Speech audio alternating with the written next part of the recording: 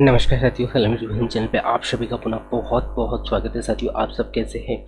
मैं उम्मीद करता हूं कि बहुत ही ज़बरदस्त होंगे और आपकी तैयारी बहुत ही अच्छा से चल रही होगी। मैं ऐसा आशा करता हूं साथियों, क्योंकि आपको पता है साथियों कि अभी जो एमपीपीबी का जो एग्ज़ाम लेने का जो पैटर्न है वो थोड़ा-सा काफ़ी स्ट्रॉन्ग है साथियों, और क्वेश्चन को काफ़ी डीपली पूछ रहा है। यदि आपने एमपी पटवारी का एग्ज़ाम पेपर देखा होगा साथियों, सो आपको वहाँ पेपरों को देख के, यानी कि पेपर में जो क्वेश्चनों का लेवल देख के आपको अंदाज़ा हो गया होगा कि आपको कितना अच्छा से तैयारी करना चाहिए। ठीक है? सो हमें अभी से तैयार होना पड़ेगा साथियों, और आपको पता है कि संविदा शिक्षक वर्ग 2 में जो मेन सब्जेक्ट है उसमें ज़्यादा आपको पकड़ बनाना है, क्योंकि उस मेन सब्जेक्ट से ज़्यादा नंबर आ रहे हैं।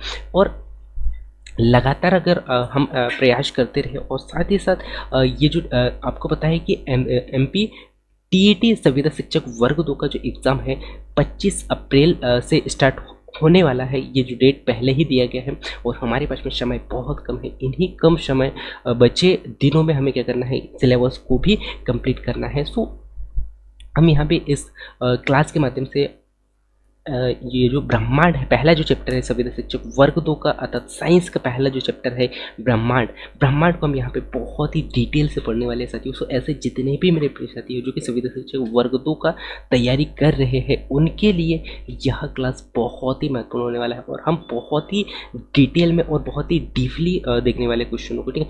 और साथ ही साथ यहाँ पे आप लोगों को कुछ कुछ नोट करते हुए चलना पड़ेगा। यदि आप नोट नहीं कर पाते तो इसका जो पूरा पीडीएफ है, ये जो नोट्स है, मैं आप लोगों को वीडियो के डिस्क्रिप्शन में दे दूंगा। सो वहाँ से आप डाउनलोड करके भी देख सकते हैं। सो आपको क्या करना है, एक बार क्लास देखने के बाद में आपको एक बार पीडीएफ से रीड करना है। ठीक, उसके बाद में आपको क्या करना है, टेस्ट लगाना है, क्योंकि टेस्ट बहुत ही ज़रूरी है साथियों। क्योंकि टेस्ट के बिना जो है आप ये अपने आप को ये नहीं कह सकते कि मैं क्वालिफाई कर लूँगा, क्योंकि टेस्ट जब तक आप दोगे नहीं तब तक आपको खुद को पता नहीं चलेगा कि आप कितने गहरे पानी में हो, या फिर आपको कितना और तैयारी करना है।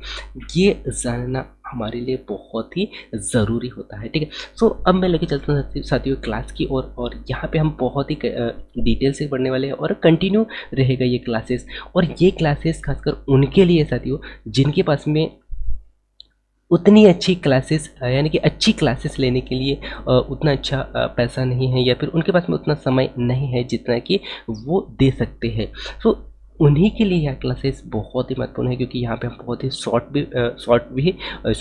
जो क्वेश्चन हैं उनको भी हम यहाँ पे देखने वाले, जो मेन पॉइंटों पे देखने वाले हैं। ठीक है? सो अब मैं लेके चलता हूँ साथियों आपको क्वेश्चनों की ओर, और हम यहाँ पे क्या पढ़ने वाले हैं, ब्रह्मांड। सो ब्रह्मांड को समझने से पहले मैं आप लोगों को इसके बारे में थोड़ा सा डिटेल जो जानकारी है वो देना चाहूँगा साथियों। सो ब्रह्मांड की अगर हम यहाँ पे चर्चा करें, है ना, क्या ब्रह्मांड की अगर हम बात करें यहाँ पे, सो ब्रह्मांड को हम सामान्यतः किस में पढ़ते हैं। सो ब्रह्मांड की अगर हम देखते साथियों, है ना, ब्रह्मांड को किस में पढ़ते हैं, मैंने इससे पहले आप लोगों को एक क्लास भी दिया है, जो कि उसमें भी काफ़ी डिटेल में मैंने आप लोगों को बताने का प्रयास किया। ठीक है? सो ब्रह्मांड को हम किस में पढ़ते हैं, ब्रह्मांड को आपको पता है जियोग्राफी का एक पार्ट होता है ना, क्या जियोग्राफी के अंतर्गत हम पढ़ते हैं। ठीक है? जियोग्राफी के अंतर्गत पढ़ते हैं, और मैंने आपको क्या बताया था साथियों, जियोग्राफी को दो शब्दों में बताया था साथियों। यह दो शब्दों से मिलकर बना हुआ है, जिसका शाब्दिक अर्थ अलग अलग निकलता है। जियो मीन्स क्या होता है साथियों, जियो मीन्स होता है पृथ्वी, है ना, जियो मीन्स क्या होता है, जियो मीन्स होता है पृथ्वी, और ग्राफी मीन्स होता है साथियों क्या, अध्ययन करना। ठीक है? अध्ययन करना। जियो मीन्स क्या होता है पृथ्वी, और ग्राफी मीन्स क्या होता है, अध्ययन करना। इन्हीं अर्थात हम कह सकते हैं कि जियोग्राफी अर्थात जियोग्राफी क्या है, पृथ्वी का अध्ययन, जिसमें पृथ्वी का अध्ययन किया जाता है, जिसे हम क्या कहते हैं, जियोग्राफी कहते हैं। ये हम मान सकते हैं सरल शब्दों में। ठीक है? और यही जियोग्राफी को जो जियोग्राफी शब्द नहीं, हम भूगोल की अगर बात कर सकते हो, जियोग्राफी अर्थात भूगोल शब्द को सर्वप्रथम जियोग्राफी शब्द को नहीं बल्कि भूगोल शब्द को सर्वप्रथम उपयोग करने वाला जो व्यक्ति रहा वो है साथियों आपका इरेटास्थनीज, है ना। कौन है इरेटास्थनीज? इरेटास्थनीज ने सर्वप्रथम क्या किया था साथियों, इन्होंने क्या किया था, सर्वप्रथम जियोग्राफी शब्द का प्रयोग किया था, है ना। इरेटास्थनीज जी ने कब किया था? तो ये आपको क्या याद रखना है, तो जियोग्राफी शब्द का सर्वप्रथम प्रयोग किसके द्वारा किया गया था? इरेटास्थनीज के द्वारा किया गया था, है ना। ये भी आपको याद रखना है, ठीक है। इरेटोस्थनीज, है ना, इरेटोस्थनीज,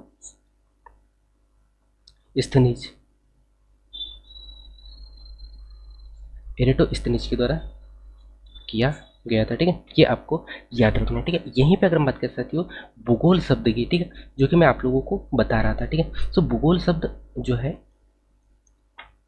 भूगोल शब्द को किसके द्वारा उपयोग किया गया था साथियों? सो भूगोल शब्द को सर्वप्रथम जो उपयोग किया गया था आर्यभट्ट के द्वारा। किसके द्वारा? आर्यभट्ट के द्वारा, ठीक है। ये आपको याद रखना है, किसके द्वारा? सो ये किया गया था साथियों आर्यभट्ट के द्वारा, ठीक है। ये आपको याद रखना है, ठीक है।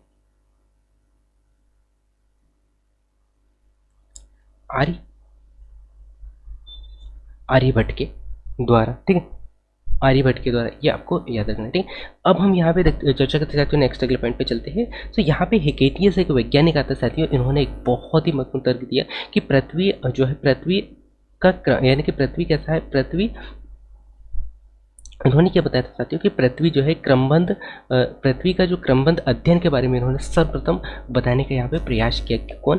तो आपको याद रखना है हेकेटियस, है ना। हेकेटियस ने क्या किया साथियों? हेकेटियस ने क्या बताया था कि पृथ्वी का क्रमबद्ध अध्ययन को सबसे पहले बताने का श्रेय किसे जाता है?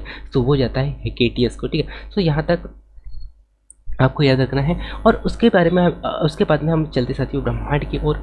और ब्रह्मांड की अगर हम बात करें साथियों, है ना, ब्रह्मांड की अगर हम बात करें, सो ब्रह्मांड में हम तीन पार्टों, ब्रह्मांड को समझने के लिए हम तीन पार्टों के रूप में अध्ययन करते हैं। पहला कौन सा? पहला हम अध्ययन करते हैं साथियों किसका? बिग बैंग सिद्धांत, आज हम कह सकते हैं बिग बैंग सिद्धांत, है ना, बिग बैंग थ्योरी, ठीक है, जो कि किसके द्वारा दिया गया था? यह सिद्धांत जॉर्ज लेमेंटर के द्वारा दिया गया था, है ना। किसके द्वारा दिया गया था? जॉर्ज लेमेंटर के द्वारा दिया गया था। ये भी आपको याद रखना है, जॉर्ज लेमेंटर के द्वारा दिया गया था। और यही नेक्स्ट अगला जो सिद्धांत आता है साथियों, साम्य अवस्था का सिद्धांत, है ना, साम्य अवस्था का सिद्धांत। और यह सिद्धांत किसके द्वारा दिया गया था? तो ये आपको याद रखना है, किसके द्वारा? थॉमस गोल्ड एवं हरमन बॉडी के द्वारा ये सिद्धांत दिया गया था, ठीक है। यही थर्ड जो सिद्धांत है साथियों, और ब्रह्मांड को समझने के लिए दोलन सिद्धांत, ठीक है, दोलन सिद्धांत, जो कि डॉक्टर एलन संडेज ने दिया था, ठीक है। ये जो महत्वपूर्ण पॉइंट है इनको भी आपको याद रखना है, ठीक है। अब हम यहाँ पे एक एक पे चर्चा करते हैं कि बिग बैंग सिद्धांत क्या है, ठीक है, अर्थात हम कह सकते हैं कि बिग बैंग थ्योरी क्या है। तो जॉर्ज लेमेंटर ने ऐसा क्या जो तर्क दिया है या क्या सिद्धांत दिया है, इसके बारे में हम यहाँ पे चर्चा करते हैं। सो ब्रह्मांड की उत्पत्ति के संबंध में यहाँ सर्वाधिक मान्य सिद्धांत माना जाता है साथियों, क्योंकि इससे पहले भी बहुत सारे लोगों ने अलग अलग तर्क दिए और अलग अलग मत दिए, लेकिन उन्हें मान्यता नहीं दिया गया। यदि हम बात करें साथियों, जो एक बहुत ही चर्चित एक वैज्ञानिक आता है जिसका नाम है क्लेडियस ने क्या बताया था साथियों? क्लेडियस ने सबसे पहले क्या बताया था? और उन्होंने एक सिद्धांत दिया था, क्या? भू केंद्रित सिद्धांत, अर्थात भू केंद्रित सिद्धांत दिया था। और जिसके अंतर्गत उन्होंने क्या बताया था कि ये जो पृथ्वी है ना, जो पृथ्वी जो है संपूर्ण ब्रह्मांड का केंद्र बिंदु माना था। किसने? क्लेडियस ने ये मत दिया था, क्लेडियस ने ये मत दिया था। और उन्होंने क्या बताया था कि जो पृथ्वी है, पृथ्वी के चारों ओर संपूर्ण ग्रह अर्थात सूर्य भी इसका चक्कर लगा रहा है, ठीक है। लेकिन इसी को बहुत दिनों तक जो है लोग मानते रहे। और इसके बाद में और एक अगला वैज्ञानिक आता है जिसका नाम क्या है? जिसका नाम है साथियों कोपरनिकस। और कोपरनिकस ने यह सिद्ध किया साथियों कि उन्होंने एक सिद्धांत दिया, सूर्य केंद्रित सिद्धांत, है ना, सूर्य केंद्रित सिद्धांत। और उन्होंने बताया कि संपूर्ण ब्रह्मांड का जो केंद्र बिंदु कौन सा है? सूर्य है। और सूर्य के चारों ओर अर्थात जो पृथ्वी भी सूर्य के चारों ओर क्या कर रही है? चक्कर लगा रही है। ये कथन किसके द्वारा कहा गया था? तो ये कोपरनिकस के द्वारा कहा गया था, ठीक है। ये भी आपको याद रखना है, ठीक है। अब हम चलते साथियों नेक्स्ट अगले पॉइंट की ओर।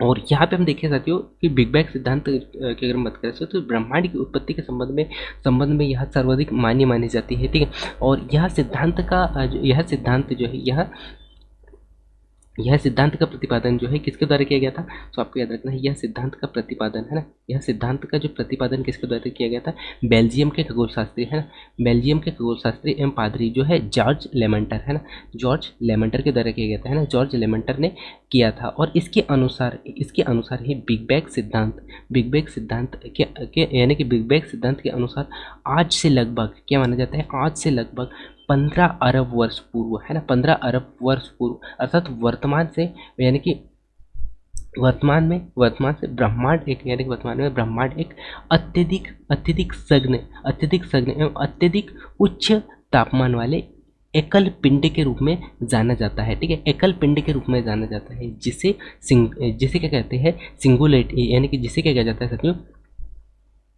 सिंगुलरिटी है ना, जिसे सिंगुलरिटी कहा जाता है। क्या कहा जाता है? सिंगुलरिटी कहा जाता है। ये भी आपको याद रखना है, जिसे सिंगुलरिटी कहा जाता है। और इस पिंड में एक महाविस्फोट हुआ। क्या हुआ साथियों? इस पिंड में एक महाविस्फोट हुआ, जिससे इसमें निहित पदार्थों का क्या हुआ? बिखराव प्रारंभ हो गया। और कालांतर में इन्हीं पदार्थों के समूह को क्या कहा गया? ब्रह्मांड कहा गया। अर्थात पिंड एवं आकाशीय गंगाओं का निर्माण हुआ है ना। क्या हुआ? इन्हीं कणों के माध्यम से आकाश गंगाओं का निर्माण होता है, और आकाश गंगाओं का निर्माण होने के पश्चात पुनः यहाँ पे विस्फोट होता है, और इन्हीं आकाश गंगाओं के माध्यम से पदार्थों के समूह से बने असंख्य पिंडों का निर्माण यहाँ पे धीरे धीरे होता है। यह प्रक्रिया जो है कालांतर में ग्रहों व उपग्रहों का कभी निर्माण इन्हीं के माध्यम से होता है। और इस प्रकार बिग बैंग परिघटना से ब्रह्मांड की उत्पत्ति हुई मानी जाती है, तथा सभी से यानी कि तभी से ब्रह्मांड में निरंतर विस्तार होता जा रहा है, और ये अभी भी जारी है। इसे साक्ष्य के रूप में अगर देखें साथियों, तो आकाश गंगाओं के बीच में क्या हो रहा है? दूरी जो है बढ़ती जा रही है।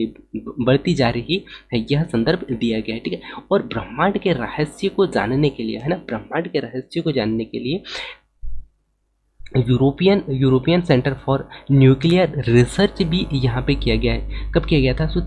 30 मार्च 2010 में यहाँ पे रिसर्च किया गया है ना। कहाँ पे? जेनेवा में रिसर्च किया गया है, जिसमें कि पृथ्वी के है ना किसे क्या किया गया? पृथ्वी की सतह पर 100 फीट, कितना? 100 फीट, पृथ्वी की सतह पर 100 फीट नीचे और 27 फीट लंबी सुरंग में लॉर्ज हैंडन कोलाइट नामक ऐतिहासिक महाप्रयोग यानी कि महाप्रयोग किया गया है, जो कि कैसा रहा? सफलतापूर्वक किया गया। और इसमें 10,000 से भी अधिक वैज्ञानिक शामिल थे, और इसमें प्रोटॉन बीमों को लगभग प्रकाश की गति से टकराया गया है ना। क्या किया गया? प्रकाश की गति से टकराया गया, तथा हिम्स बोसान कणों के निर्माण का प्रयोग भी किया गया।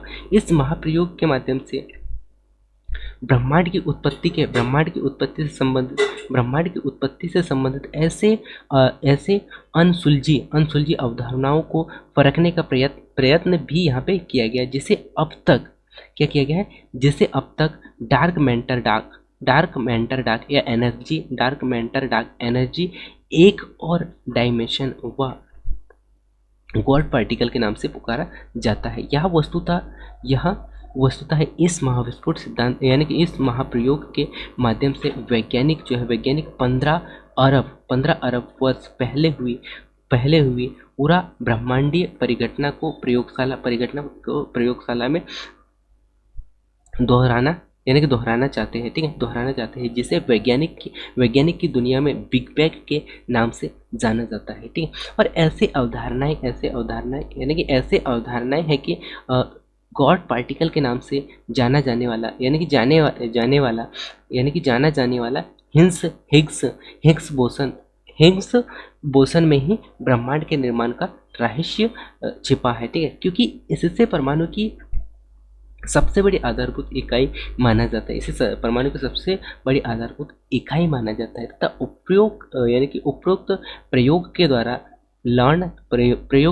लर्न के अंतर्गत 4 जुलाई 2012 में हिग्स बोसान के समान सब एंट्रोमिक पर यानी कि पार्टिकल्स की खोज करने का श्रेय यहाँ पे दिया जाता है ना। करने का क्या किया जाता है, करने का श्रेय यानी कि करने में कैसा रहा, सफलता हासिल किया, और इससे ब्रह्मांड के रहस्य को जानने के विषय में महत्वपूर्ण उपलब्धि मानी जाती है। ठीक है, यहीं पे क्या होता है साथियों, 14 फरवरी 2013 को क्या हुआ, 14 फरवरी 2013 को है ना, 14 फरवरी 2013 को बोस के समान ही यानी कि हिग्स बोस के समान सब पार्टिकल यानी कि सब एटॉमिक पार्टिकल है ना, क्या सब एटॉमिक पार्टिकल की खोज करने का जो श्रेय है यहाँ पे यानी कि करने का जो श्रेय में सफलता हासिल किया गया। ठीक है, और इससे ब्रह्मांड के रहस्य को जानने के विषय में महत्वपूर्ण उपलब्धि माना जा रहा है। अर्थात 14 फरवरी 2023 को लार्ज हैंडान कोलाइडर को बंद कर दिया गया था, परंतु इसे यानी कि इसे जून 2015 में पुनः प्रारंभ कर दिया गया। ठीक है, ये आपको याद रखना है। ठीक है, तो हमने यहाँ पे कुछ महत्वपूर्ण तथ्यों पे चर्चा की साथ ही मैं उम्मीद करता हूँ कि आपको यहाँ पे काफ़ी हद तक समझ में आया होगा। ठीक है, अब यहाँ पे हमने क्या क्या देखा उसको हम थोड़ा सा यहाँ पे रिवीजन कर लेते हैं साथियों। तो ब्रह्मांड की उत्पत्ति के संबंध में हमने क्या क्या देखा साथियों, यहाँ पे हमने बिग बैंग सिद्धांत देखा, और बिग बैंग सिद्धांत के अंतर्गत मैंने क्या बताया आप लोगों को, बिग बैंग सिद्धांत के अंतर्गत मैंने यहाँ पे आप लोगों को क्या बताया उसको मैं पुनः फिर से रिपीट कर देता हूँ। मैंने आप लोगों को क्या बताया साथियों, बिग बैंग सिद्धांत के अंतर्गत हम 3 सिद्धांतों को पढ़ते हैं। बिग बैंग के अंतर्गत हम 3 सिद्धांतों को पढ़ते हैं। बिग बैंग सिद्धांत हो गया, समव्यवस्था का सिद्धांत, और एक दोलन का सिद्धांत है ना, दोलन का सिद्धांत। और इसमें अलग अलग वैज्ञानिकों ने अलग अलग तर्क दिए और अलग अलग मत दिए। ठीक है, तो यहाँ पे क्या देखा गया साथियों, यहाँ पे ये देखा गया था कि कुछ लोगों ने अलग अलग मत दिए। जैसे कि एक वैज्ञानिक है जिन्होंने क्या बताया कि एक कोई पिंड है और एक दूसरा पिंड है ना, एक ये पिंड है और एक दूसरा पिंड है। ये क्या हुआ साथियों, एक ऐसा समय आया जो कि ये क्या हुआ, ये एक दूसरे के करीब आते रहे है ना, एक दूसरे के करीब आते रहे, और एक समय ऐसा आया जो कि दोनों टकराए। दोनों टकराने के बाद में क्या हुआ, एक जो पिंड है वो एक पिंड क्या हुआ साथियों, एक पिंड का यहाँ पे क्या होता है, विखंडन होता है, अर्थात वो कैसे हो जाता है, टूट जाता है, अर्थात बिखर गया है ना, बिखराव हुआ। और बिखराव होने के कारण क्या होता है, ये छोटे छोटे जो कण हैं, ये जो छोटे छोटे जो कण हैं वो क्या हो जाते हैं, ये बिखर जाते हैं ना, ये छोटे छोटे कण बिखर जाते हैं। और इन्हीं कणों के द्वारा यानी कि इन्हीं कणों के संयोग से, अर्थात हम कह सकते हैं कि इन्हीं कणों के विलयन से क्या बनता है, इन्हीं कणों के विलयन से क्या माना गया, आकाश गंगाओं का निर्माण हुआ है, अर्थात पिंडों का निर्माण ऐसा माना गया। ठीक है, संलयन से क्या किया हुआ, छोटे छोटे जो अणु मिलकर क्या बना, अणुओं से मिलकर बना हुआ ऐसा माना जाता था। अर्थात एक पिंड का दूसरे पिंड से टूटने से यानी कि एक पिंड का दूसरे पिंड में टूटा गया तो ब्रह्मांड का निर्माण आगे जाके क्या हुआ साथियों, ये जो एक पिंड तो टूटा, लेकिन दूसरे पिंड के बारे में जो वैज्ञानिक जिस वैज्ञानिक ने 2 पिंडों का जो रहस्य ये जो सिद्धांत दिया था वो फेल हो गया। क्यों, क्योंकि यहाँ पे क्या हुआ, एक पिंड तो टूटा लेकिन दूसरे पिंड का हमें कहीं अता पता नहीं चला, इसीलिए इसे नहीं माना गया। ठीक है, इसे नहीं माना गया। ठीक है, इसे मान्यता नहीं दिया गया। ठीक है, इसके बाद में और एक वैज्ञानिक आता है और इन्होंने क्या बताया साथियों, इन्होंने क्या बताया कि जो पिंड है ना, ये एक पिंड है और ये दूसरा पिंड है, यहाँ भी वही प्रोसेस होता है, ये एक पिंड है और ये एक पिंड है, ये क्या होता है, ये एक दूसरे के करीब आते हैं। ये सिद्धांत दिया था उन्होंने, जब एक दूसरे के करीब आए और करीब आने के पश्चात इन्होंने क्या बताया साथियों, इन्होंने क्या बताया कि ये जो दोनों पिंड है ना, दोनों पिंड क्या हो जाते हैं, आपस में टकराते हैं और टूट जाते हैं। दोनों टकरा कर कैसे हो जाते हैं, टूट जाते हैं। और इसके बाद में क्या होता है, टूट जाने के बाद में इनके आइट साइड में ये जो छोटे छोटे कणों के रूप में क्या हो जाते हैं, ये कणों के रूप में बिखर जाते हैं ना, कणों के रूप में क्या होता है, इनका विखंडन होता है। और इन्हीं कणों के माध्यम से, इन्हीं कणों के द्वारा क्या होता है, इन्हीं कणों के माध्यम से ग्रहों का निर्माण हुआ है ना, इन्हीं कणों के माध्यम से, इन्हीं कणों के यानी कि इन्हीं कणों के संलयन से क्या हुआ साथी, इन्हीं कणों के संलयन से अर्थात इन कणों के मिलने से क्या हुआ, एक ग्रह का यानी कि बहुत सारे ग्रहों का निर्माण हुआ, अर्थात ब्रह्मांड का निर्माण हुआ, ऐसा माना गया इस वैज्ञानिक के द्वारा। लेकिन लोगों का ये मत रहा साथियों कि यदि दोनों पिंड टूटे तो अगर हम देखें साथियों, अगर हम देखें सौरमंडल में, सो सौरमंडल कैसा है, एक ही जैसा है, यानी कि सौरमंडल में सभी गुण कैसे एक जैसे है, एक ही जैसे है, एक ही जैसे है। तो हम कैसे मान सकते हैं कि दोनों पिंडों के टूटने से, दोनों पिंडों के टूटने से ब्रह्मांड का निर्माण हुआ, ठीक है। तो यह भी मत नहीं माना गया। आगे चल के क्या हुआ साथियों, आगे चल के और एक वैज्ञानिक आता है और उन्होंने क्या मत दिया, उन्होंने एक मत दिया कि दो से अधिक, यानी कि अगर हम देखें साथियों इन्हीं को अगर देखें तो दो से अधिक यहाँ बताने का जो प्रयास किया, ये मान्यता नहीं हुआ, यानी कि यहाँ मान्य नहीं हुआ। दूसरा वैज्ञानिक आता है साथियों, दूसरा वैज्ञानिक क्या बताता है, दूसरा वैज्ञानिक ने यहाँ पे क्या तर्क दिया, उन्होंने क्या बताया कि कोई एक पिंड है। उन्होंने क्या बताया कि कोई एक ये पिंड है, उसके बाद में दूसरा यहाँ पे पिंड है और एक पिंड है, अर्थात इन्होंने तीन पिंडों के बारे में, के बारे में यहाँ पे बताया। और इन्होंने क्या बताया कि ये जो मध्य वाला जो भाग है, ये जो पिंड है ना, ये पिंड है, इसमें क्या हुआ साथियों, ये जो साइड साइड के जो पिंड है, ये क्या हुआ धीरे धीरे जब ये आकर्षित हुए, यानी कि धीरे धीरे ये समीप आते गए और एक ऐसा समय आया जिससे कि क्या होता है, ये वाला जो पिंड है इसका क्या हो जाता है, यहाँ पे इसका क्या हो जाता है, विखंडन हो जाता है, अर्थात इसमें दबाव पड़ता है, दबाव के फलस्वरूप क्या हो जाता है, इसका विखंडन हो जाता है ना, इसका विखंडन हो जाता है, ये माना गया। लेकिन इसके जो आउटसाइड के जो पिंड है, इनके बारे में भी यहाँ पे जानकारी नहीं दिया गया, इसीलिए इसे भी माना नहीं गया, ठीक है। इसके बाद में नेक्स्ट अगला यहाँ पे जो है अगला सिद्धांत फिर आता है, और वो आता है साथियों बिग बैंग सिद्धांत। और बिग बैंग सिद्धांत के अंतर्गत क्या माना गया, बिग बैंग सिद्धांत के अंतर्गत क्या देखा गया, बिग बैंग सिद्धांत के अंतर्गत क्या देखा गया कि कोई एक पिंड था, है ना, कोई एक पिंड था, और क्या हुआ साथियों, ये छोटा सा पिंड था और इसमें बहुत सारी कणों का क्या हुआ, धीरे धीरे कणों का क्या हुआ, कणों को आकर्षित करने लगा, और कणों को आकर्षित करने के बाद में इसका घनत्व क्या हुआ, इसका घनत्व बहुत ही ज़्यादा बढ़ा, ठीक है। और घनत्व बढ़ने के बाद में क्या हुआ है साथियों, घनत्व बढ़ने के बाद में एक ऐसा समय आया जिसमें कि यहाँ पे क्या है, उच्च दाब और उच्च दाब दोनों की उपस्थिति के कारण क्या होता है, ये विस्फोट होता है, और विस्फोट होने के बाद में ये छोटे छोटे कणों के रूप में बिखर जाता है ना। और इन्हीं कणों के माध्यम से क्या होता है साथियों, इन्हीं कणों से क्या होता है, इन्हीं कणों के संलयन से क्या बनेगा, यहाँ पे आकाश गंगाओं का निर्माण होगा। सो मैंने यहाँ पे आपको क्या बताया साथियों, इनका विखंडन हुआ, विखंडन के बाद में ये छोटे छोटे कणों के रूप में बिखरे, है ना। और इन्हीं कणों का क्या होता है साथियों, यहाँ पे संलयन होता है, और इन्हीं कणों के द्वारा क्या होता है, यहाँ पे आकाश गंगाओं का निर्माण होता है ना। क्या होता है,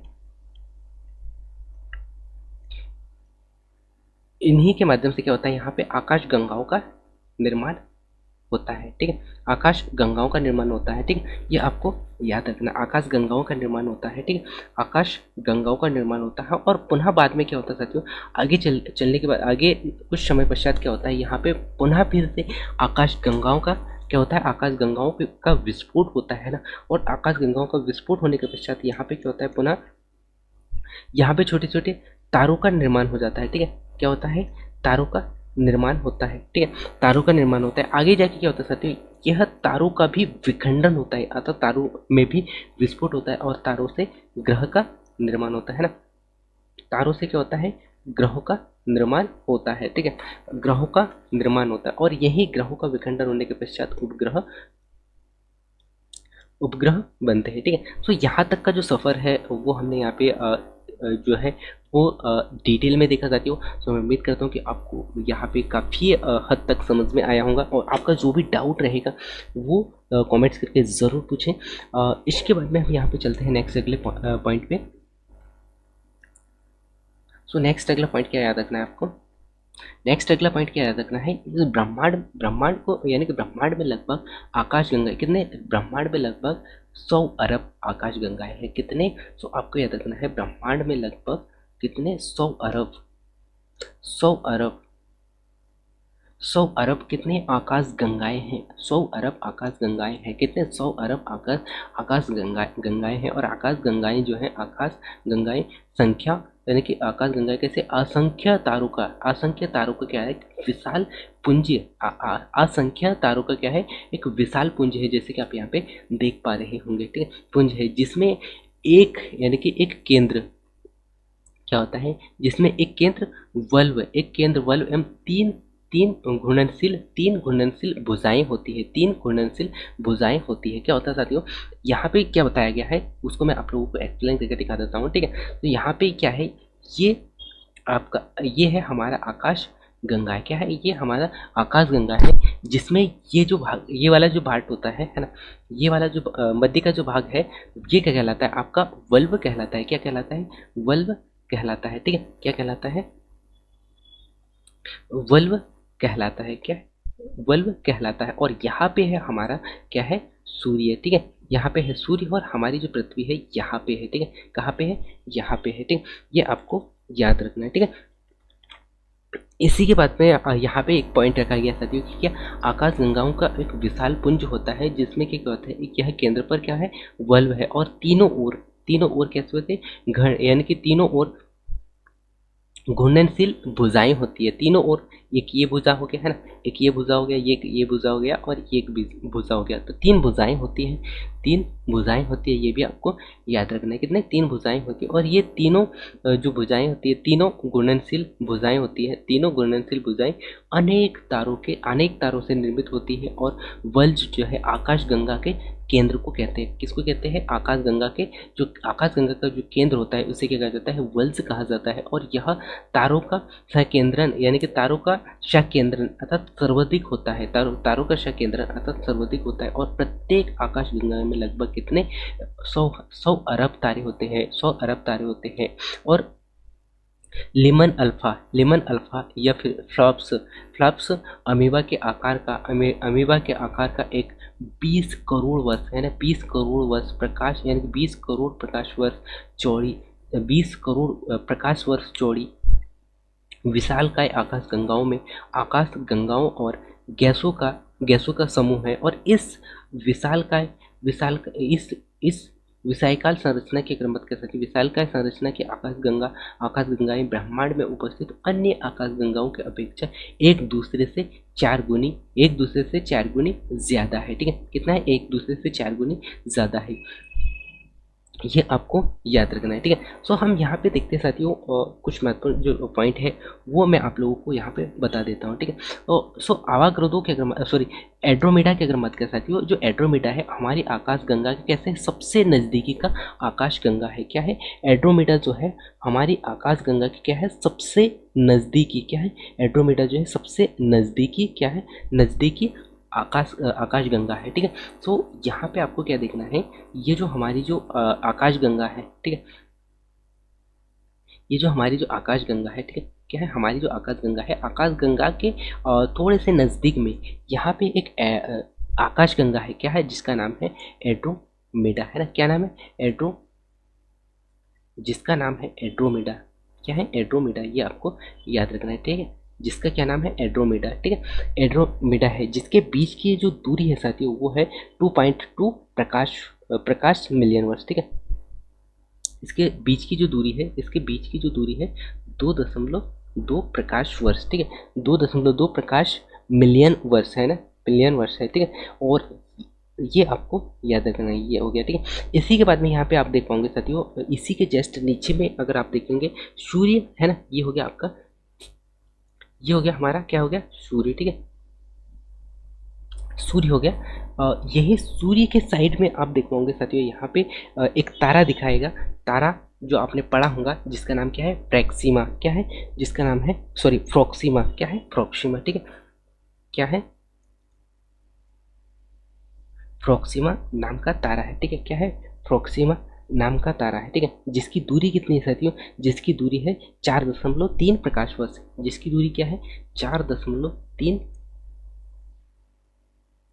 प्रकाश वर्ष इसकी दूरी है। ठीक है, ये आपको याद रखना है। ठीक है, इसी के बाद में जो अगला पॉइंट यहाँ पे क्या दिया गया है, जो हमारी आकाश गंगा से कितनी है, 2.2 प्रकाश, यानी कि 2.2 मिलियन प्रकाश वर्ष की दूरी है, जैसे कि मैंने आपको यहाँ पे बता दिया। ठीक है, हमारी आकाश गंगा को क्या कहा जाता है, मंदाकिनी भी कहा जाता है। ठीक है, तो ये पॉइंट भी आपको याद रखना है कि जो हमारी आकाश गंगा है इसे क्या कहा जाता है, मंदाकिनी भी कहा जाता है। क्या इसे कहा जाता है, मंदाकिनी। ठीक है,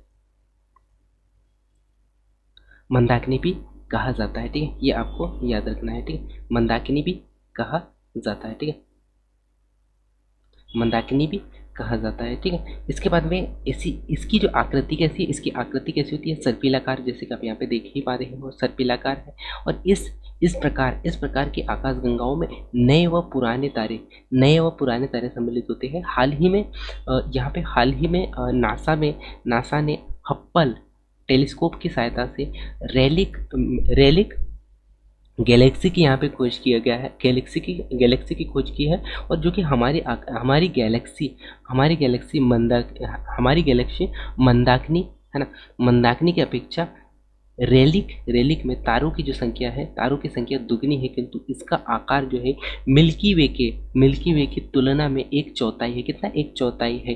किंतु वे रात के समय में दिखाई पड़ने वाला तारों का क्या एक समूह है, जो कि हमारी आकाशगंगा का एक भाग है। ठीक है, सो ओरियन नेबुला की अगर मत करें, सो ओरियन नेबुला जो है हमारी आकाशगंगा में सबसे शीतल और चमकीला तारा है, जो कि कहाँ पे है? सो वो तारा है साथियों, यहाँ पे आता है, यहाँ पे। ठीक है, अर्थात पृथ्वी के जस्ट ऊपर में आपको यहाँ पे ये तारा देखने को मिलेगा, जिसका नाम क्या है? जिसका नाम है साथियों यहाँ पे क्या है? साइरस। ठीक है, सो साइरस को हम बाद में देखते हैं। यहाँ पे पहले आपको याद रखना है, तो मंदाकिनी हो गया। इसके बाद में हमने क्या देखा था साथियों? यहाँ पे हमने देखा था जो ओरियन नेबुला है ना, ओरियन नेबुला हमारे आकाशगंगा में सबसे चमकीला क्या है? सबसे चमकीला तारा है। ठीक है, क्या है? सबसे चमकीला तारा है, जिसे आपको याद रखना है। ठीक है, सबसे चमकीला तारा है। और उसके बाद में सबसे चमकीला तारा क्या है? सबसे चमकीला तारा है। ठीक है, ये आपको याद रखना।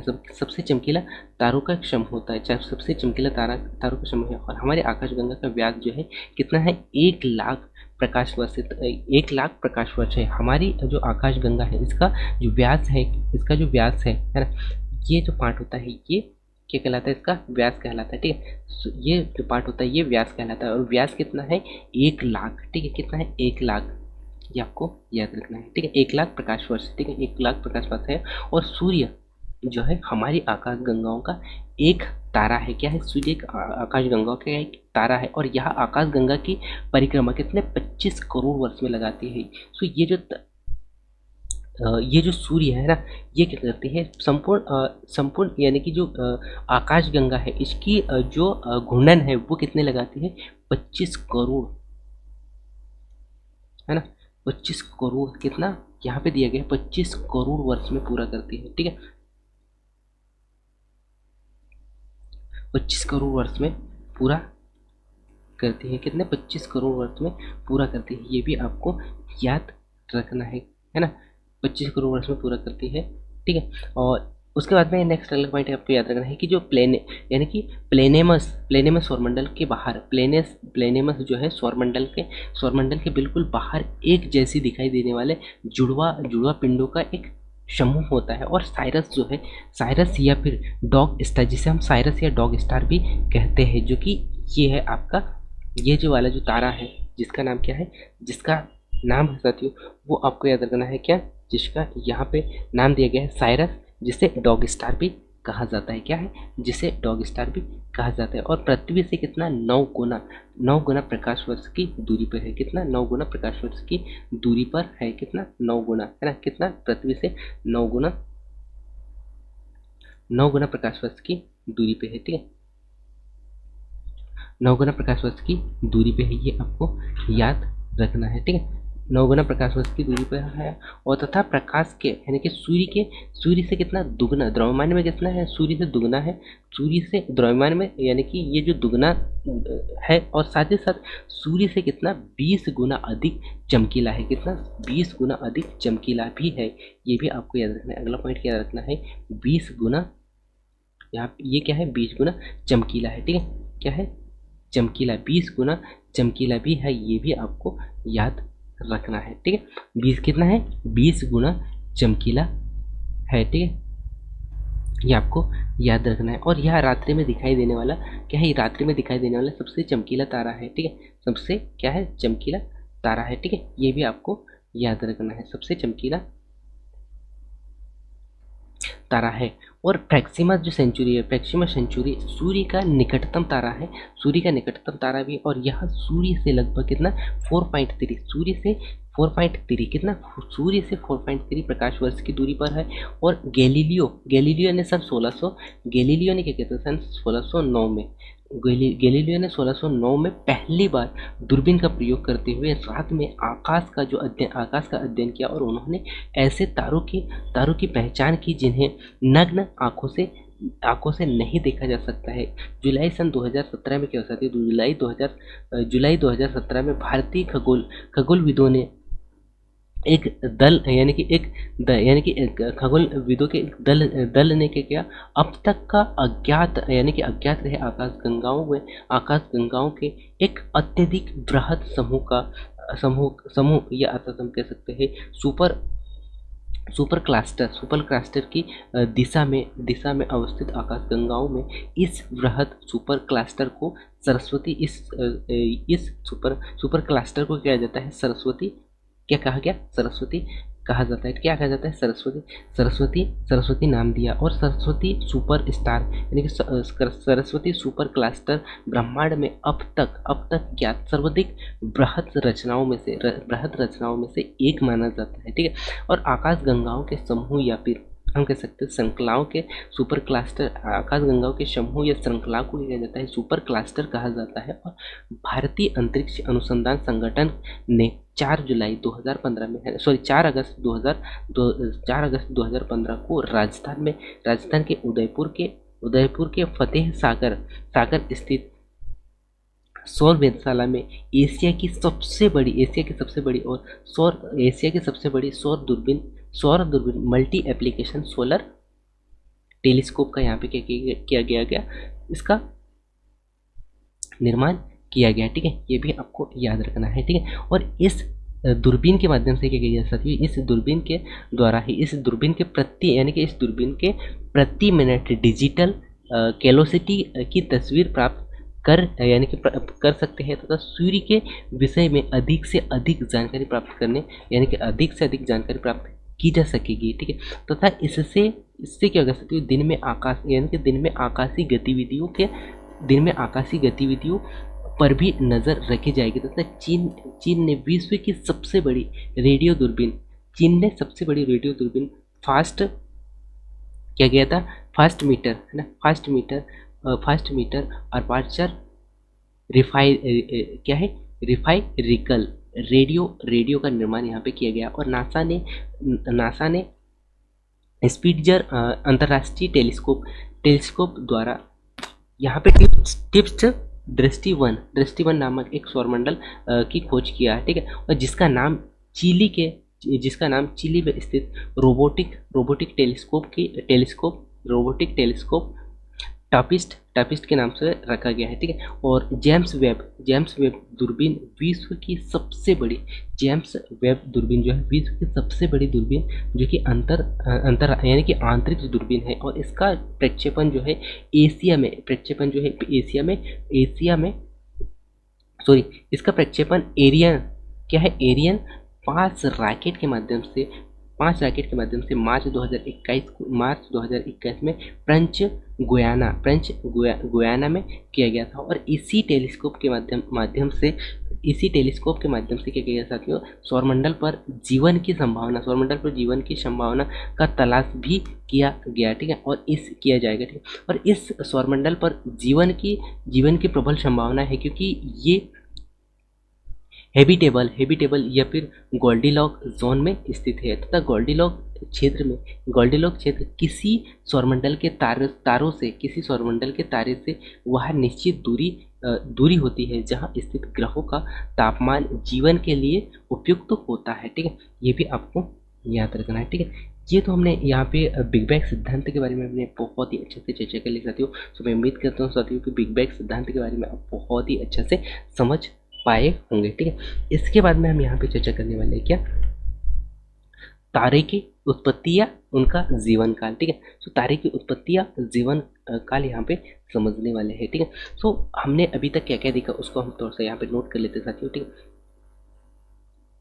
जो महत्वपूर्ण पॉइंट है जो कि आपके लिए बहुत ही इंपॉर्टेंट है, उन पॉइंटों को मैं आप लोगों को बता देता हूँ। सो यहाँ पे आपको क्या याद रखना साथियों, नेक्स्ट अगला पॉइंट आपके लिए जो कि बहुत ही ज़्यादा इंपॉर्टेंट है, जिससे कि क्वेश्चन पूछा जा सकता है, ठीक है। तो आपको क्या याद रखना है यहाँ पे कि जो प्लेनेमस है ना, प्लेनेमस क्या है, हमारे सौरमंडल के बाहर एक जैसे दिखाई देने वाला दो पिंड होते हैं, है ना। जो प्लेनस होता है क्या है, प्लेनेमस, है ना, ये आपको याद रखना है, क्वेश्चन पूछा जा सकता है।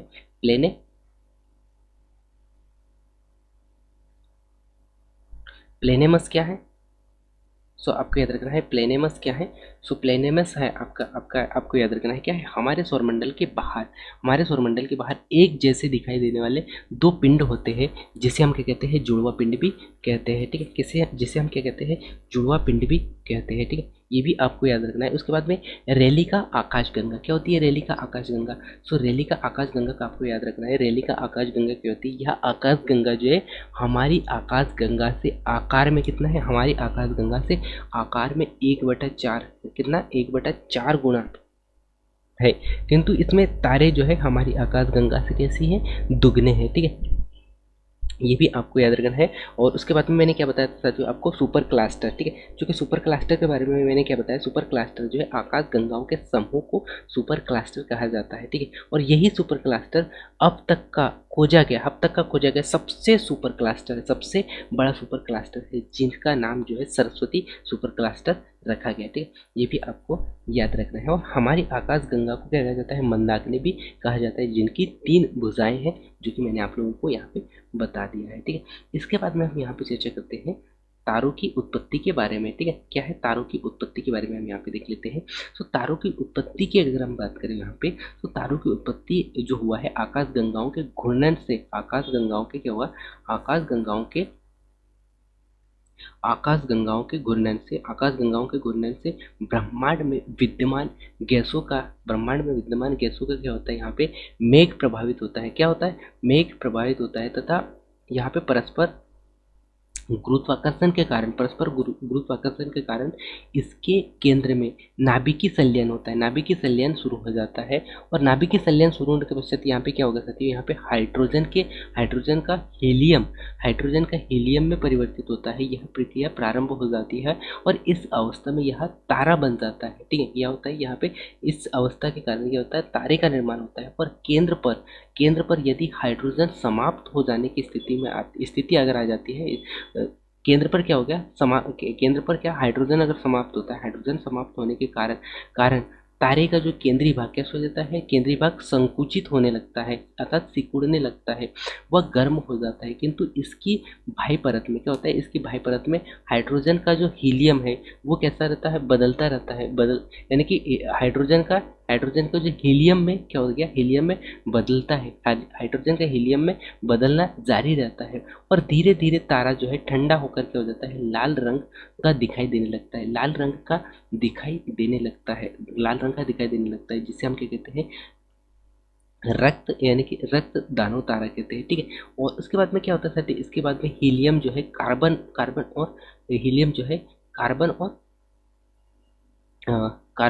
क्या होता है, यहाँ पे हीलियम जो है कार्बन भारी पदार्थ जैसे कि लोहा में परिवर्तित होने लगता है। इसके फलस्वरूप क्या होगा, यहाँ पे इसके फलस्वरूप तारों में तीव्र विस्फोट होता है, तीव्र विस्फोट होगा। और तीव्र विस्फोट होने के पश्चात यहाँ पे क्या कहलाता है, सुपरनोवा यानी कि सुपरनोवा विस्फोट होगा, और जिसे हम सुपरनोवा विस्फोट कहते हैं। यदि तारों का जो द्रव्यमान है 1.4 ms है ना, कितना 1.4 ms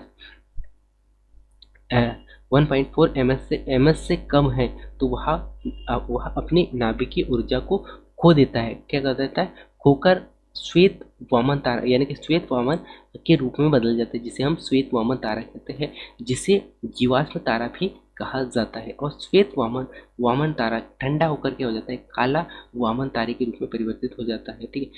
और 1.4 ms को हम क्या कहते हैं, चंद्रशेखर क्या कहते हैं, हम चंद्रशेखर सीमा भी कहते हैं। क्योंकि इसमें क्या होता है, इससे अधिक द्रव्यमान होने पर क्या होता है, मुक्त रूप से घूमते घूमते घूमते इलेक्ट्रॉन जो है, घूमते इलेक्ट्रॉन अत्यधिक वेग के कारण क्या होता है साथियों, नाभिकीय विखंडन हो जाता है। और नाभिकीय विखंडन होने के पश्चात क्या होता है, ये जो नाभिकीय विखंडन होने से छोड़कर, यानी कि नाभिकीय विखंडन होने से छोड़कर बाहर बाहर चले जाते हैं ना, बाहर चले जाते हैं, जिससे क्या होता है यहाँ पे जो न्यूट्रॉन है, न्यूट्रॉन बचे रहते हैं। यहाँ पे क्या बचते हैं, न्यूट्रॉन ही बचे रहते हैं। और इस अवस्था को न्यूट्रॉन तारा या फिर पल्स, यानी कि क्या जाता है, पल्सर तारा भी इसे कहा जाता है। ठीक है। और इसे न्यूट्रॉन तारा भी कहा जाता है। और न्यूट्रॉन तारा भी असीमित समय तक ही सिकुड़ता, यानी कि सिकुड़ता असीमित समय तक सिकुड़ता चला जाता है। अर्थात न्यूट्रॉन तारे में अत्यधिक परिणाम में द्रव्यमान के कारण अंततः एक ही बिंदु पर यहाँ पे संकेंद्रित हो जाती है। और ऐसी असीमित सघन के द्रव्य जो है, द्रव युक्त पिंड को कृष्ण छिद्र या फिर ब्लैक होल तारा कहते हैं। और इस यानी कि इस ब्लैक होल से ही किसी भी द्रव्य, यानी कि ब्लैक होल से किसी भी द्रव्य द्वारा यहाँ तक कि प्रकाश का जो पलायन वेग, यानी कि प्रकाश का पलायन भी, ऐसे पलायन भी नहीं, यानी कि प्रकाश का पलायन भी नहीं कहा जा सकता है। इसीलिए ब्लैक होल को देखा नहीं जा सकता है। और ब्लैक होल की संकल्पना को प्रतिपादित करने का जो श्रेय है जॉन व्हीलर के द्वारा दिया गया था। ठीक है। और रॉक ब्लैक होल दो या दो से अधिक ब्लैक होल का क्या होता है, समूह होता है, जिसे क्लस्टर एक चमकीला खगोलीय पिंड माना जाता है ना। क्लस्टर एक खगोलीय पिंड माना जाता है जो कि अत्यधिक मात्रा में क्या होता है, ऊर्जा को उत्सर्जित करता है। और नासा ने अब तक का पहचाने के सबसे पुरानी तारों की खोज की है, जिसे हम केपलर 44 अर्थात जिसे हम क्या कहते हैं, 444 नाम यहाँ पे दिया गया। कितने, 444 नाम दिया गया है। और नासा ने विश्व का पहला न्यूट्रॉन मिशन, क्या है, न्यूट्रॉन मिशन NICIR जून 2017 में अंतर्राष्ट्रीय